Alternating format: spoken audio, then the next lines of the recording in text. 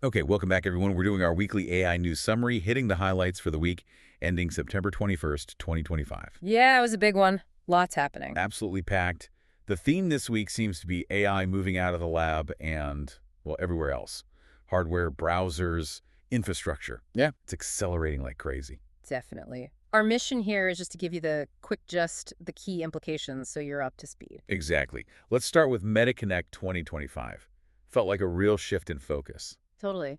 The big takeaway, AI utility and wearables are front and center now. The whole metaverse thing felt much quieter this year. Right. It was all about practical AI, like the new Ray-Ban Meta display. That's not just a concept anymore. No, it's serious hardware. It's got a built-in screen for alerts, shoots 3K video, 8 hours battery life. Pretty impressive specs. But the thing that really made me sit up was the neural band. A wrist controller using, was it electromyography? Yeah, EMG. Basically reading the electrical signals in your wrist muscles for gesture control.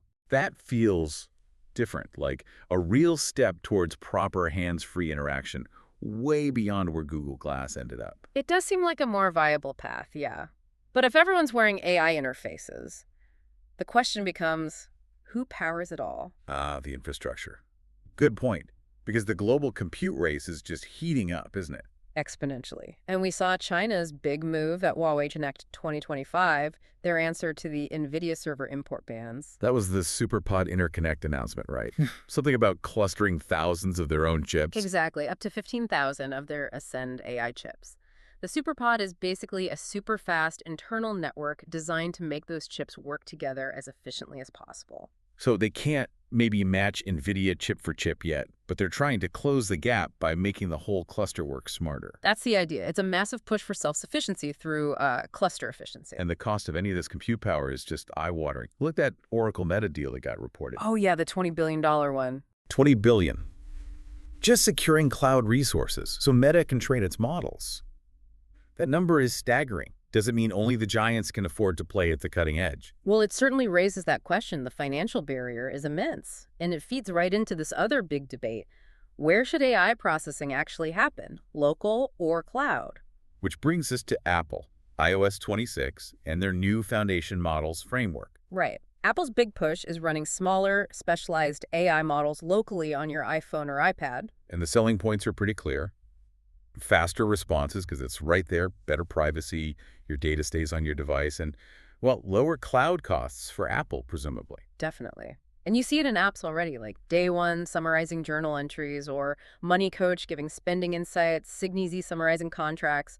Subtle but useful stuff. But the cloud isn't standing still. Yeah. Google just put Gemini, its AI agent, straight into the Chrome browser. Yeah, that's a big integration, an AI mode right in the address bar. So you can, summarize web pages, ask questions about the content, interact with YouTube or Maps without leaving the tab. Exactly that. It makes the browser itself feel more like an active assistant.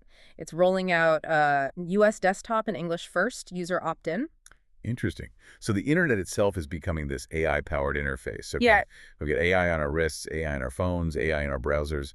What about the economic impact? Well, that brings us to the tougher news. Fiverr, the freelance platform. Right, the layoffs, Yeah. 250 people, which is like 30% of their workforce. Yeah, a huge cut. And the reason, they're explicitly pivoting to be an AI-first company, Right. streamlining with AI. Wow. That's the direct human cost of this shift right there. It's not Yeah. theoretical anymore. No, it's immediate restructuring, but at the same time, you see efforts to make AI more inclusive, like the JanAI for all concept emerging in India. JanAI, people's AI, right? Roughly, yeah.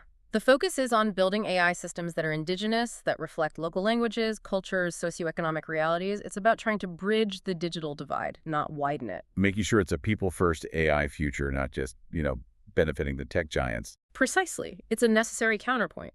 So if we tie all these threads together, what's the picture? It seems like AI is just embedding itself everywhere simultaneously. Consumer hardware with Meta, operating systems with Apple, browsers with Google, even national strategy with Huawei in India. It's becoming deeply layered into everything, almost invisible, but omnipresent. The pace is incredible. Okay, so given all that, the huge investments like that $20 billion Meta deal, the actual job impacts we saw at Fiverr, here's something for you listening to think about this week. Go on. What specific job roles, maybe in your industry, seem most likely to be significantly redefined or maybe even eliminated in just the next 6 months because of the kind of shifts we just talked about? That's a sharp question because 6 months feels like a long time in AI right It now. really does. Something to chew on. We'll be back next week with more.